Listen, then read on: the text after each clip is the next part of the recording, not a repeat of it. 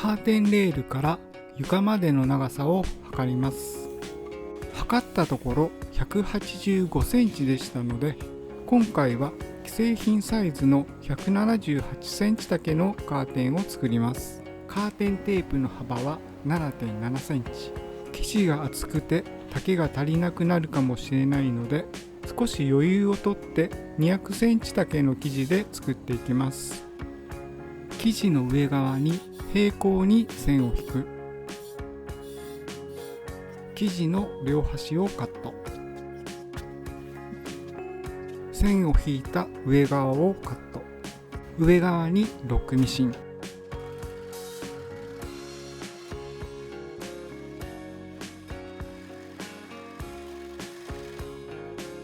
生地を表側にして、カーテンテープはカーテンフックが上から入る向きにします。上から1センチの位置でカーテンテープをピンで固定。カーテンテープの上端から 0.3 センチのところを縫う。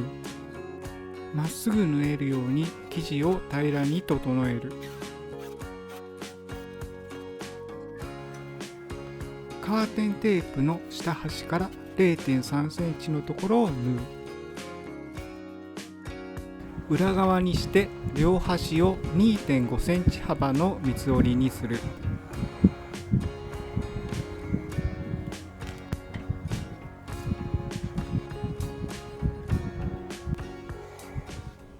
端から 0.3 センチのところを縫う。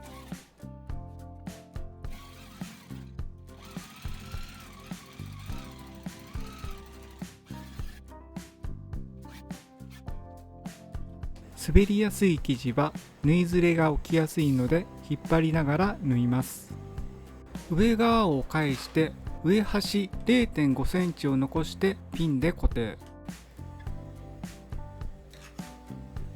折り返したへりから 0.3 センチのところを縫います。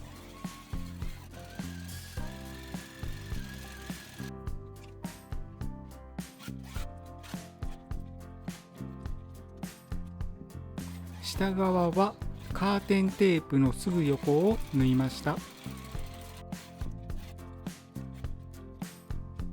カーテンの丈を178センチにしたいので、上から187センチのところに印をつけ、線を引き切ります。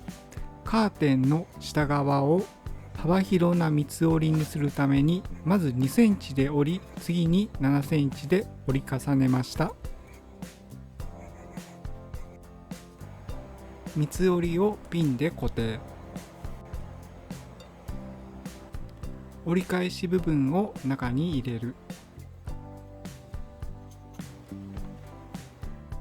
横と上側を 0.3 センチで縫います。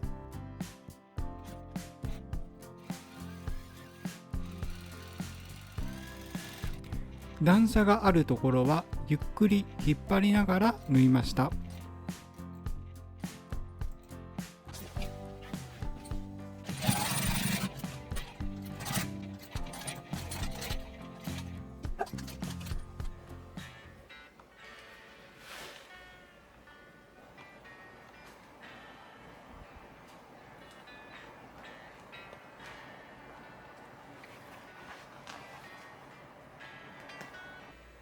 最後まで動画を見てくれてありがとうございます。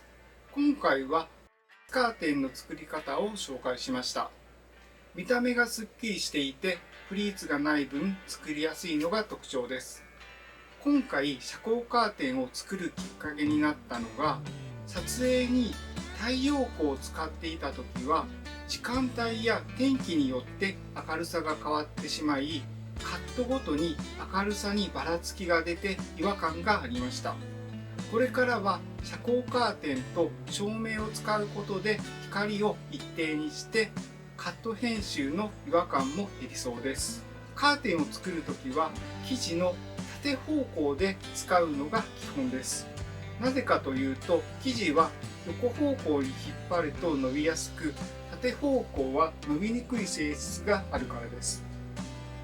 幅の広いカーテンを作るときでも生地を横に使うのではなく、縦方向の生地を合わせることでカーテンの作った状態が保たれやすいです。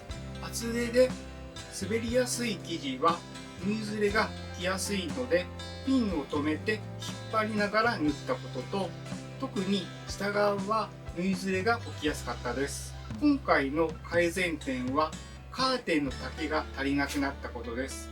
原因は上下左右を先に裁断してしまったことです。正しくは上と横を裁断、縫製した後に長さを決めて裁断して縫うべきでした。そうすれば丈が足りなくなることはなかったと思います。仮に丈が足りなくなってもロックミシンで処理すれば仕上げられます。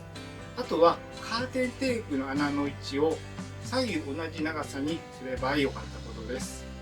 この動画が少しでも良かったらグッドボタンとチャンネル登録していただけると嬉しいです。次回動画もよろしくお願いします。